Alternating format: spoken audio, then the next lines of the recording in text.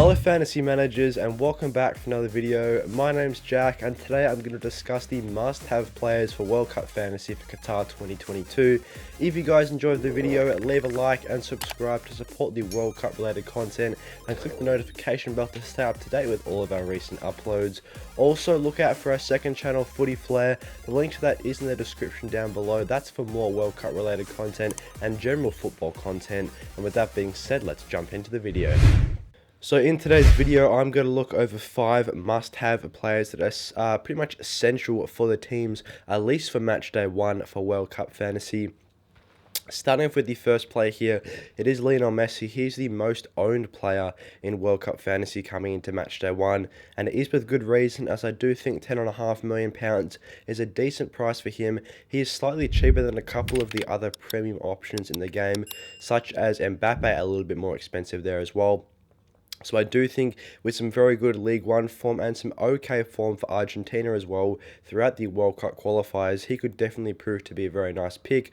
Quickly looking at his League One stats for 2021/22 so far, he has played 13 matches there and has produced 17 goal contributions with 7 goals and 10 assists. So obviously averaging over 1 goal contribution per game, which is very, very good stats for the PSG man.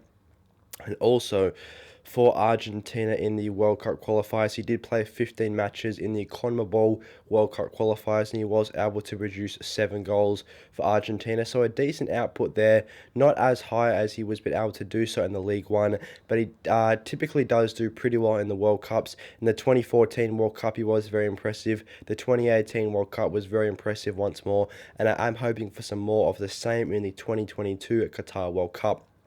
And it definitely has the group fixtures to do so, especially with Saudi Arabia at Matchday 1. Definitely a great option to captain Messi in Matchday 1 and potentially not take it off him after his game, as he does play quite early compared to some of the other teams in the first Matchday. So if he can produce some returns in this one, definitely going to be a nice captaincy pick. Then Mexico and Poland in Matchdays 2 and 3 are also pretty decent fixtures. I do expect this Argentina attack to score lots of goals throughout the group stage, and hopefully, as a result, Messi can get involved. So I do think he's a very, very nice pick at £10.5 million to have in the squad. Let's move on to the second pick now. It's Kevin De Bruyne. He's coming in at £11 million in the midfield, and in my opinion, is probably the best midfielder option in World Cup Fantasy. He is the main premium asset to have in the middle of the park, around £2 million more expensive than most other midfielders. He did play 4 matches for Belgium in the FIFA World Cup qualifiers, for the European qualifiers, should I say, and he was able to average a goal and assist per 90 of 1, so that was not too bad, with two goals and 2 assists in 4 matches, averaging 1 attacking return per 90. If he can produce this throughout the World Cup group stage, definitely wouldn't be the most offensive, but he definitely has been in great form for Manchester City this season as well, providing lots of assists, ranking top amongst players for assist in the Premier League, and he has chipped in with a couple of goals as well. So I do really like him as an option, especially with Canada and Morocco as his first 2 fixtures in Matchday 1 and 2. 2 great opportunities for Belgium to put a few goals on the board, and De Bruyne does typically get pretty involved for Belgium in that perspective. He's seen good form in the Premier League. He's been pretty decent in the World Cup qualifiers as well. And with 2 very good fixtures to start, I think he is an essential option to have in the midfield.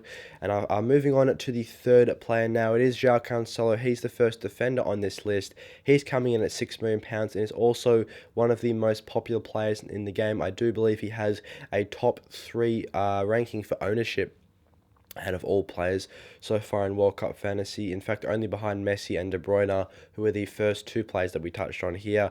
Cancelo obviously has been in superb form for Manchester City so far this season, getting lots of clean sheets and chipping in with goals and assists as well. And he's been in pretty good touch for Portugal in the World Cup qualifiers, the European qualifiers. In 8 matches, he chipped in with 2 assists there as well. So still getting those attacking returns for Portugal. obviously playing in a more attacking fullback role there, and with a good fixture of Ghana in matchday 1, could be a nice chance for a Portugal clean sheet and potentially an attacking return for Joao Cancelo as well. So definitely a nice group for Portugal there. Outside of Uruguay, which is an okay fixture in matchday 2, Korea and matchday 3 is definitely another good opportunity for a clean sheet as well. So I would definitely be hopeful for at least 2 clean sheets for Portugal throughout the group stage, and maybe some attacking returns for Joao Cancelo as well. So I do really like him as a nice defender option. Taking a look at the 4th player on this list, it is Neymar Jr. He is a very, very nice player to have in the side, and definitely doesn't have as high ownership as a couple of the other players on this list. His ownership is sitting at around 30% right now, which is obviously a bit lower than Messi and Mbappe, and similar to Harry Kane, who are all very, very popular forward options to have in the team. But I really like Neymar Jr. at £10.5 million. He has been in absolutely superb form for PSG in the League One so far this season, and he's carried over this form to the CONMEBOL World Cup qualifiers as well. With 10 matches with Brazil, he's produced 8 goals and 8 assists. This is obviously an incredibly impressive output, averaging well over a score involvement per 90 for Brazil, and he's got very good group fixtures as well, with Serbia, Switzerland and Cameroon all being opponents which I think Brazil can beat and potentially score quite a few goals past as well. So I really, really like Neymar at £10.5 million at the same price as Messi. He's been matching Messi for attacking contributions for PSG so far this season, and has exceeded him in his international World Cup qualifier stats. So there's no reason why Neymar shouldn't be in the side. He has one of the most attacking contributions out of any forward option in World Cup fantasy at the moment, especially the premium options as well. When you compare his goals and assists in the World Cup qualifiers to a couple of the other premium options, Neymar does excel. So that is why I do think he is a essential pick to have in the forward line. I do think him and Messi, 2 essential options, and then you can experiment with that 3rd forward pick and just pick the player of your liking in that position. And as the 5th and final essential player, it is Joakim Maehle. This player does have a slightly lower ownership again to Neymar and the rest of the players on the list. I believe his ownership is sitting at around 19% right now, and for a player coming in at £4.5 million as a defender, has incredibly high attacking potential and very, very good points potential as well, as I would expect Denmark to get clean sheets to accompany his attacking returns. Just having a look at his European qualifier stats, he played 9 matches for Denmark and produced 5 goals, which is an absolutely massive output for a defender, especially for a player of £4.5 million. He is playing in a wing-back position for Denmark, so he's getting very high up the pitch. He's providing lots of attacking contributions for his team, and with Tunisia as his matchday 1 opponent, I would expect Denmark to make a fast start in the tournament, potentially getting a clean sheet in this one, and Joakim Maehle is averaging just over 0.5 goal contributions per 90 for Denmark in the World Cup qualifiers, so definitely a nice asset to have, providing good potential at both ends of the pitch with attacking and defensive returns he'll be able to produce throughout the group stage.